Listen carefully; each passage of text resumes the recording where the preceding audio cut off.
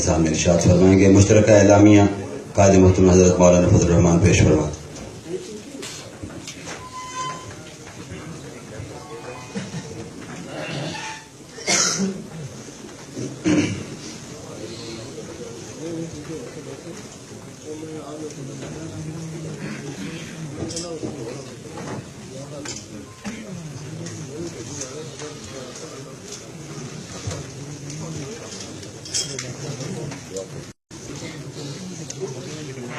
بسم اللہ الرحمن الرحیم۔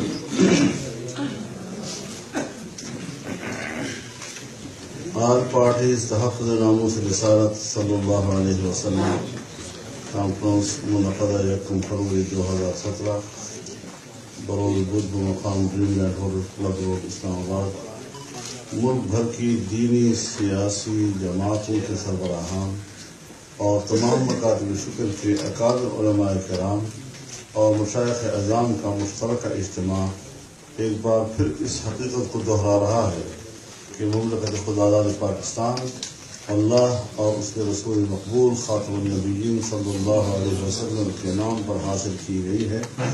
اور یہ دنیا کی واحد ریاست ہے جو اسلامی نظریے پر وجود میں آئی ہے، لیکن مغربی دنیا اور ان کی NGOs ایک منظم سازش کے ذریعے سے پاکستان کے اسلامی تشخص کو مجروح کرنے کے درپے۔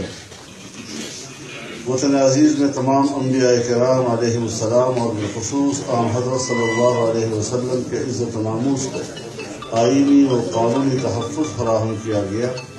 سپریم کورٹ کے فیصلے نے اس پر مہر تصدیق ثبت کی، لیکن ہر 5-6 سال بعد اس ایمانی اور شرعی اور آئینی قانون میں ترمیم یا تبدیلی کی قرارداد لانے کا اعلان کیا جاتا ہے۔ 295 کے قانون میں ترمیم یا مقدمہ کے اندراج کے طریقہ کار میں تبدیلی اور سزا میں کمی کے اعلان سے عاشقان رسول صلی اللہ علیہ وسلم اور اسلامیان پاکستان کو اضطراب میں مبتلا کر دیا ہے۔ افسوس کی بات ہے کہ مغرب کو خوش کرنے کے لیے سندھ اسمبلی میں اسلام قبول کرنے کی عمر 18 سال مقرر کرنے کا قانون منظور کیا جاتا ہے اور پھر علماء اور اسلامیان پاکستان کے دباؤ پر قانون واپس کر لیا گیا، لیکن سینٹ میں پیپلز پارٹی کی ہی ایک سینیٹر کی جانب سے ایسی مضموم کاوشوں پر یہ اجتماع گہری تشویش کا اظہار کرتے ہوئے ایسے ہتھ کنڈوں کو یکسر مسترد کرتے ہوئے اعلان کرتا ہے کہ ہر ایسی مضمون سازش کا ہر محاذ پر مقابلہ کیا جائے گا۔ یہ اجتماع حکومت سے مطالبہ کرتا ہے کہ وہ ایسی سازشوں کو پر نظر رکھے اور ایوان بالا اور ایوان زیرین میں توحید رسالت صلی اللہ علیہ وسلم کے قانون میں کوئی تبدیلی نہ لانے کا دو ٹوک اعلان کرے۔ امت مسلمہ کا یہ عقیدہ ہے کہ رحمت عالم صلی اللہ علیہ وسلم اللہ رب العزت کے آخری نبی ہیں۔ مرحوم بھٹو دور میں قومی اسمبلی نے اس بنیادی عقیدہ کے باغی قادیانیوں کا دین اسلام سے متصادم موقف سننے کے بعد انہیں غیر مسلم عقیدت قرار دیا۔ سپریم کورٹ اور وفاقی شرعی عدالت سمیت ملک کی تمام عدالتوں نے اپنے فیصلوں میں اس قانون کو مبنی برحق قرار دیا، لیکن قادیانی گروہ نے آئین پاکستان سے انحراف اور عدالتوں کے فیصلوں سے بغاوت کرتے ہوئے اپنے آپ کو مسلم کہلوانے پر مصر رہے۔ قادیانیوں نے جناب نگر میں اپنی عدالتیں قائم کر رکھی ہیں،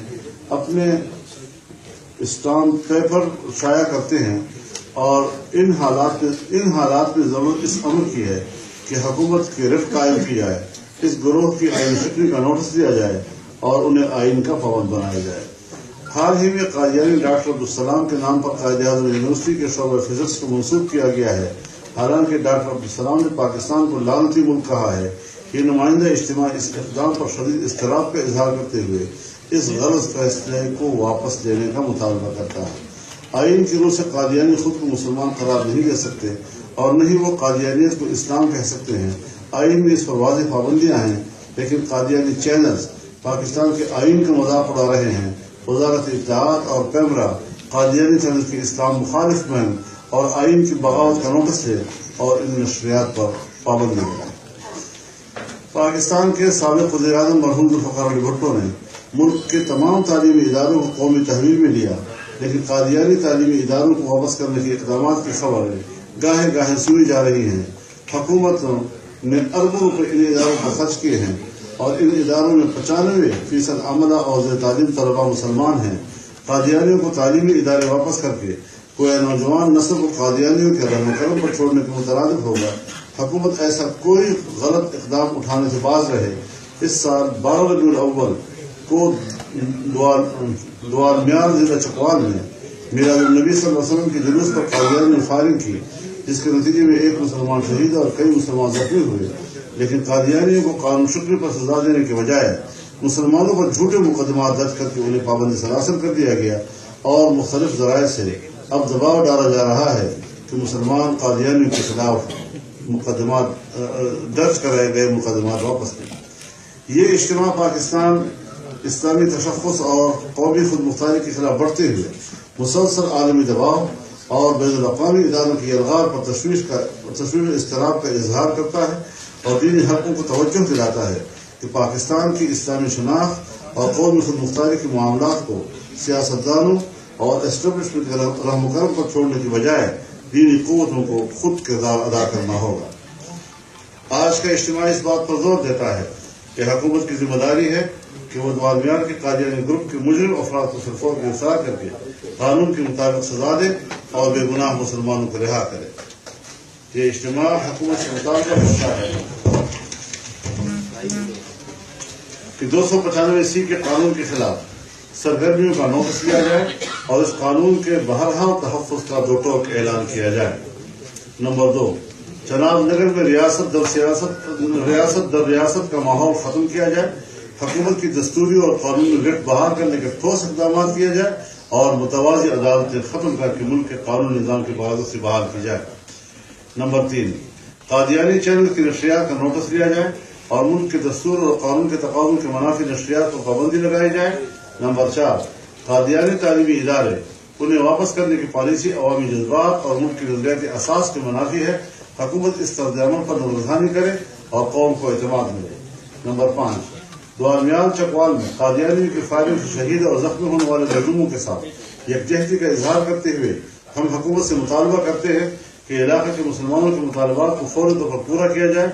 شہید کے بارے میں FIR درج کی جائے، بے گناہ مسلمانوں کو رہا کیا جائے اور مسلمانوں کے خلاف جانبدارانہ رویہ اختیار کرنے والے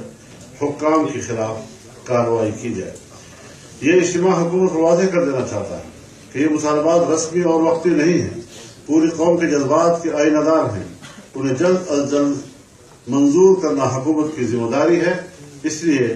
اگر 1 ماہ تک یہ مطالبات منظور نہ کیے گئے اور حکومتی طرز عمل میں واضح تبدیلی دکھائی نہ دی تو آل پارٹیز کانفرنس کی طرف سے ملک گیر تحریک کا آغاز کیا جائے گا، جس کے انتظامات کے لیے درج رہنماؤں پر مشتمل رابطہ کمیٹی قائم کی جا رہی ہے، جو پارٹی سربراہان ہیں ان پر مشتمل۔ میڈیا کے دوستوں کے لیے کہ اس کمیٹی کے سربراہ حضرت مولانا فضل الرحمان صاحب ہوں گے، جبکہ اس کی کمیٹی کے اراکین میں محترم جناب سراج الحق صاحب، محترم جناب راجہ ظفر الحق صاحب، محترم جناب پروفیسر ساجد میر صاحب، محترم حضرت مولانا سمیع الحق صاحب، محترم صاحبزادہ ابوالخیر زبیر صاحب، محترم حضرت مولانا قاری حنیف جلندری صاحب، محترم جناب اعجاز الحق صاحب، محترم حضرت مولانا علوہ سایہ صاحب، محترم جناب پیر اعجاز ہاشمی صاحب، محترم جناب پرویز الہی صاحب، محترم مولانا سید کفیل بخاری صاحب، محترم حافظ عاقب سعید صاحب، محترم حضرت مولانا زاہد الراشدی صاحب، محترم پیر معین الدین گریجہ صاحب اس کمیٹی کے رکن ہوں گے۔ حضرات محترم، میڈیا کے حضرات نے آج کے اس کانفرنس کے لیے وقت دیا، ہم ان کا شکریہ ادا کرتے ہیں اور اللہ کریم کے ہاں دعا کرتے ہیں کہ ان کے لیے اللہ اس کو ذخیرہ آخرت بنا دے۔ اب حضرات